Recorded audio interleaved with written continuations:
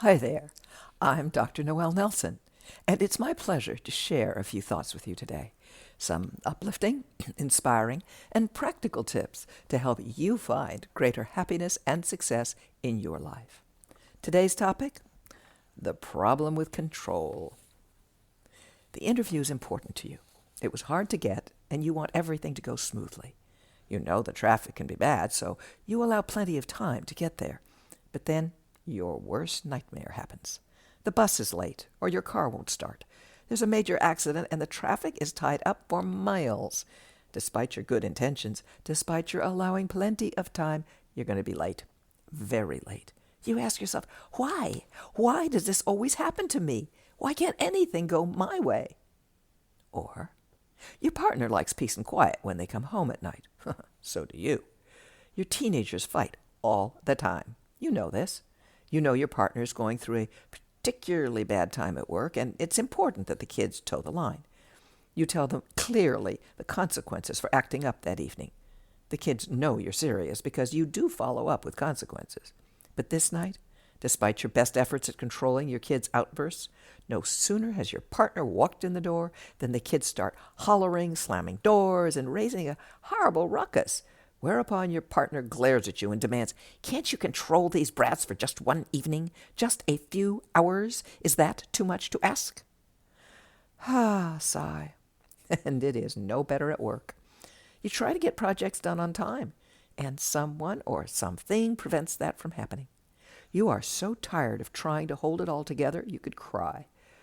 You're ready to either punch someone's lights out or just plain old give up.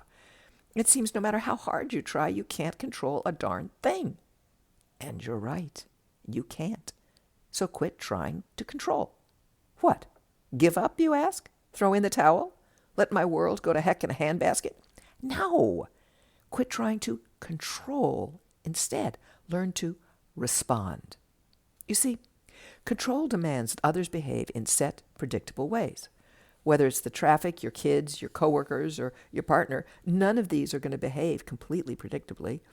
Certainly, much of the time you can predict situations and behavior, but many times you can't. And it's the times you can't that you need another approach. You see, when you're in control mode, your first impulse when something goes out of control is to say, "So, what happened? Whose fault is it? Get back on track." Which will work if you have power of life and death over the situation, but hey, come on, that's rarely the case. Traffic doesn't care about you. Oh yeah, your kids can be coerced into submission for a bit, but then you'll be dealing with increasingly resentful kids. And your coworkers? No, they are not about to put up with you as supreme commander. Instead, respond. Here's how.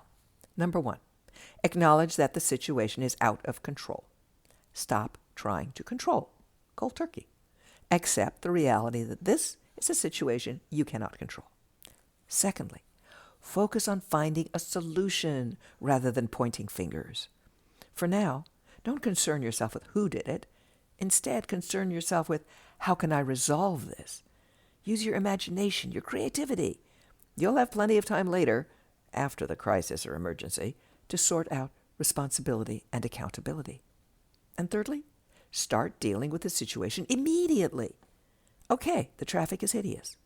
Call your interviewer, for example, now, as soon as you see the situation, and tell them what's up.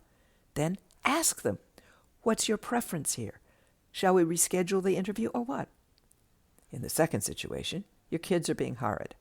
Well, as soon as they start, put them in separate rooms. Call a timeout. Don't get involved in, he started it, she started it. Same thing with your coworkers.